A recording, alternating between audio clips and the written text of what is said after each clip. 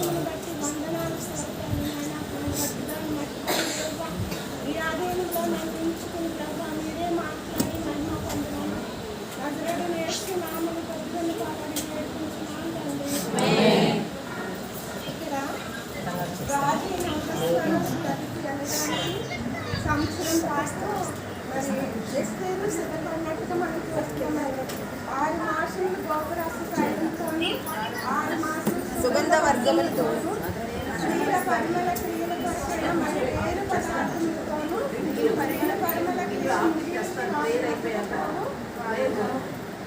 పరిమళ అంటే సంవత్సరం దినాలు తను సిద్ధపడుతుంది. మరి రాజా కొరకు మన వ్యవసాయ 8 దినాలంటే ఈరోజు 15వ తారీఖు 20వ తారీఖు వరకు కూడా మరి 20వ తారీఖుని మరి అక్టోబర్ 8 వరకు ఈ కొద్ది దినాలు కూడా తను సిద్ధపడుతుంది. అయితే మరి దేవుడు వారి దేవుడు ఏం చెప్తున్నాడంటే మనకి మరి మనం కూడా దేవుని కొరకు ఎలా సిద్ధపడాలి, దేవుని అంటే కేవలం ఈ భూ సంబంధమైన వివాహము ఒక పెళ్లి కుమారుడి కోసమే ఎలా సిద్ధపడుతుంది. మన సంఘముగా మనం కూడా పెళ్లి కుమార్తెగా మనం సంఘం అంటే పెళ్లి కుమార్తె కదండి. సంఘముగా మనం ఎలా సిద్ధపడాలి దేవుడు అనేది దేవుడు నాతో గుణాన్ని మాట్లాడింది. మనము మరి ఇక్కడ ఇంకా ఈ లేఖనాలన్నీ చూస్తే ఆమె అంటే ఏగే నిర్ణయించిన అలంకారణ కాకుండా ఏది కోరుకోలేదంట. అంటే అంత ఒబీడియంట్గా అంత ఇంకా కనా స్త్రీలందరూ కూడా ఇంకా వేరు వేరు కావాలి అని కోరుకున్నారు. కానీ ఏమైతే ఏది అంటే పరిశుద్ధాత్మగా కూర్చున్నాడు. ఏంటి అంటే పరిశుద్ధాత్మను ఎలా నడిపిస్తున్నాడో ఆ విధంగానే ఇస్తే నడిచింది. అందుకనే రాజు చేత దైనందింది. మనకు దైనందిన స్థితిలో ఇస్తాడు. అంటే మనం కూడా దేవుని వరకు దేవుడు ఏమైతే మనకు చెప్తున్నాడో అది మనము చేసినట్లయితే మనము దేవుని సన్నిధిలో దేవుని రాజ్యంలో మనము పెళ్లి కుమార్తెగా అక్కడికి వెళ్ళడానికి అవకాశం దొరుకుతుంది. ఇదే లేఖనంలో కీర్తన మనకి తెలుగు కీర్తనలో చెప్తుంది. దేవుడు మరి పెళ్లి కుమార్తె ఒక ఫస్ట్ వర్షం చదివితే ఒక దివ్యమైన సంగతితో నా హృదయం బహుగా ఉప్పొంగుచున్నది.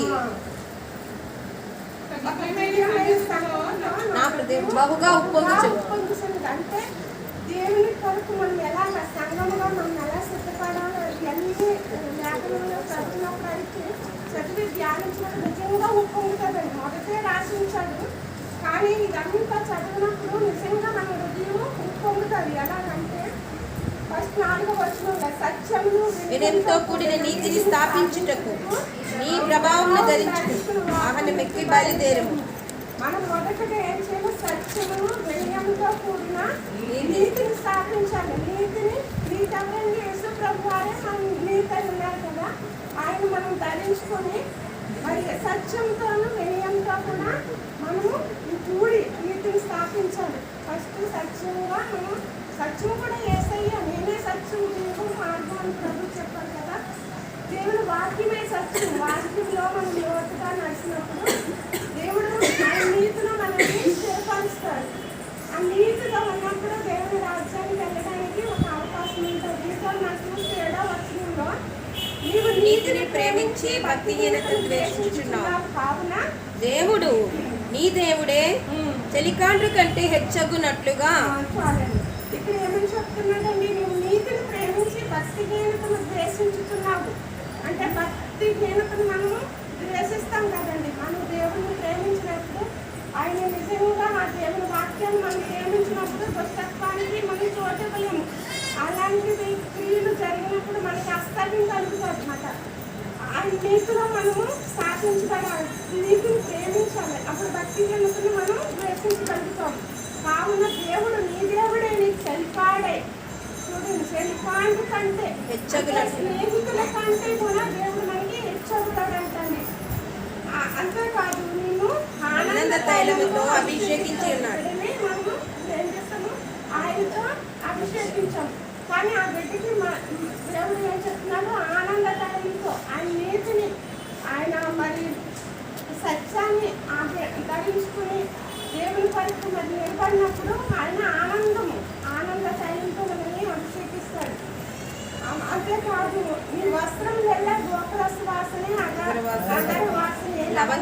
వాసి.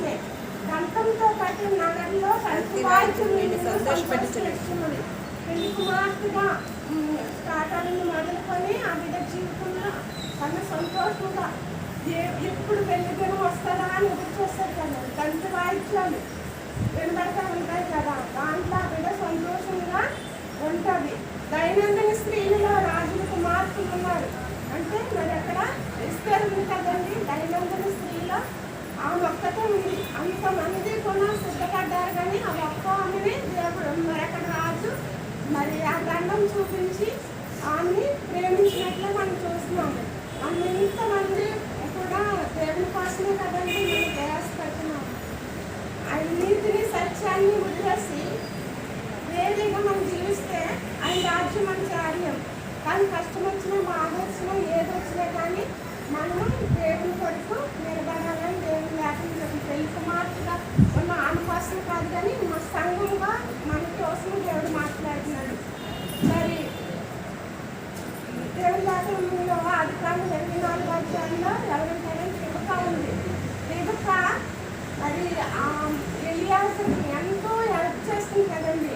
హెల్ప్ చేయబట్టే ఆ బిడ్డ గారు ఒక శ్రద్ధ కలిగి ఉన్నాడు. అమ్మో ఇలాంటి శ్రద్ధ కలిగిన అమ్మాయి ఉంటే యజమానుడు కుమార్తె భార్య అయితే బాగుంటుందని మధ్యవర్తిగా ఎలియాజరును గ్రహించాడు. ఎలియాజరు కూడా పరిశుద్ధాత్మ గుర్తుగానే ఉన్నాడని. ఎప్పుడైతే మనము దేవుని కొరకు ఒక విలువ లేదు కదండి. దేవుడు మనల్ని ఆయన స్వరక్తం ఇచ్చి మనల్ని రక్షించుకున్నాడు. ఆయన వస్త్రాన్ని మనకు ధరింపజేశాడు. అంతేకాదు మరో చెప్పిన నీతి అను పైబట్టను నాకు ధరింపజేసి ఉన్నాడు. మనం ఎప్పుడైతే యేసు రక్తంలో కడగబడ్డామో, ఆయన రక్తం ఎప్పుడైతే పొందామో నీతి అనే వస్త్రాన్ని మనకి దేవుడు ధరింపజేశాడు. ఇంకా చూస్తే ప్రకటన గ్రంథంలో ఉంటాడండి. చెప్పండి ప్రకటన 21. మరియు నేను రెండో వచనం మరియు నేను నూతనమైన యెరూషలేము అను ఆ పరిశుద్ధ పట్టణము తన భర్త కొరకు అలంకరింపబడిన పెండ్లి కుమార్తె వలె సిద్ధపడి పరలోకమందున దేవుని యొద్ద నుండి దిగివచ్చుట చూచి తిని. ఇక్కడ నిబద్ధ చేసింది అదే. ఎందుకంటే అప్పుడు వాళ్ళు చిన్ననాటి నుండి కూడా తల్లిదండ్రులతో అన్నదమ్ములతో హ్యాపీగా గడిచిపోయిన ఆ దినాన్ని మనిషి తను ఎంత బాధ్యత తీసుకుని తన దగ్గరికి వచ్చిన ఒక పరిచయం కూడా లేదు కదండి. అప్పుడే చూసింది తన ఎలియాజరు. అయినా కానీ తను నమ్మి తన ఇంటి వారిని విడిచిపెట్టేసి తను రిబకా మళ్ళీ తిరిగి వచ్చినట్టు ఎక్కడ మనం లేఖనాల్లో చూడడం. కానీ అంత త్యాగం చేస్తుంది కాబట్టి వేవేలకు తల్లిగా రిబకాను దేవుడు ఆశీర్వదించాడు. ఆమెలో నుండే ఇశ్రాయేల్ గోత్రాలన్నీ కూడా మరి రావడానికి ఆ బిడ్డని నిలబెట్టుకున్నాడు. మనము కూడా దేవుని సన్నిధిలో మనం అలాగా మరి త్యాగంతో కూడిన భక్తితో చేయాలండి. నీతిని మనం ధరించుకోవాలి, సత్యాన్ని మనం ధరించుకోవాలి. మనం ఏంటంటే స్వరాలు చిన్న చిన్న ఆటల్లో మనం తప్పుకోతా ఉంటాం. అది దేవశుద్ధాత్మకి మనం ఎంత మాత్రం ఇష్టకరంగా ఉందాం. మనము సంఘముగా దేవుని రాజ్యంలో ఉండాలంటే ఇంకా కొన్ని వచనాలు చూద్దాము. పెళ్లి కుమార్తెగా తయారవున పైకి పెట్టేసాడు పైకి ఉంది. అంతఃపురములో నుండి రాజకుమార్తె కేవలం మహిమ గలది. ఆమె వస్త్రము బంగారు బుట్ట పని చేసినది.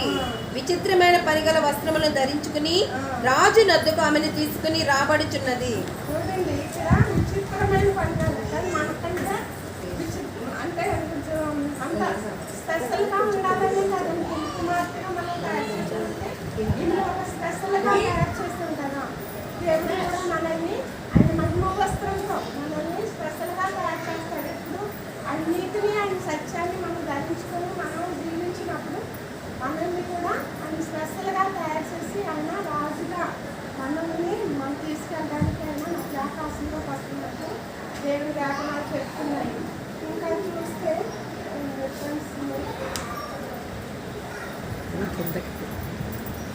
కిందకి దిగదాది.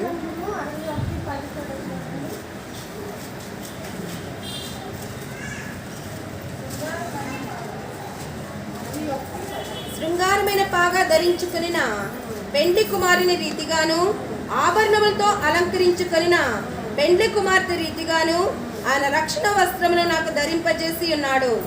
నీతి అను పైబట్టలు నాకు ధరింపజేసి ఉన్నాడు. ఇక్కడ ఏం చెప్తున్నాడంటే ఆభరణంతో అలంకరించుకున్న పెండ్లి కుమార్తె రీతిగాను ఆయన రక్షణ వస్త్రము నాకు. ఈ అలంకరణని కూడా వీటిని ఎవరి కోసమండి? రాజాబాబు కోసమే కదా. మరి ఆ జరగబోయే పెళ్లి కోసం దశలుగా కనపడాలనే కదా. మన వారి దృష్టిలో కూడా మనం కూడా ఈ అలంకరణ ఎప్పుడైతే పరిశుద్ధమైన నీతైన పట్ట రక్షణ వస్త్రము ఇవన్నీ ధరించుకునేటప్పుడు వారు మనల్ని హత్తుకుంటారండి.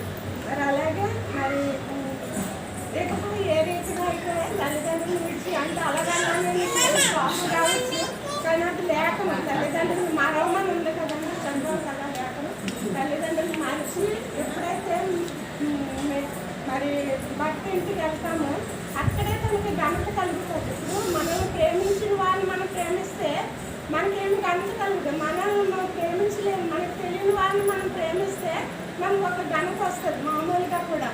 అలాగే తండ్రి ఇంట్లో ఎంత మనం ఎన్ని తప్పులు చిన్న చిన్న తప్పులు చేసిన తల్లి తండ్రి ఏం చేస్తారు అదేమి చూడరు, ప్రేమ వాళ్ళకి చాలా ప్రేమ ఉంటుంది. కానీ అక్క ఇంట్లోని అక్కగారి ఇంట్లో మనం ఏది మంచి చేసినా కానీ వాళ్ళు చెడునే ఎదుగుతూ ఉంటారు. కానీ వాళ్ళ దగ్గర కరెక్ట్గా తను ఉన్నటప్పుడు తనకి ఘనత వస్తుంది. మరి వేరేకి తల్లిగా తన వంశంలో నుండి మరి తరతరాల సేవకులు రావాలని ఆశీర్వదిస్తూ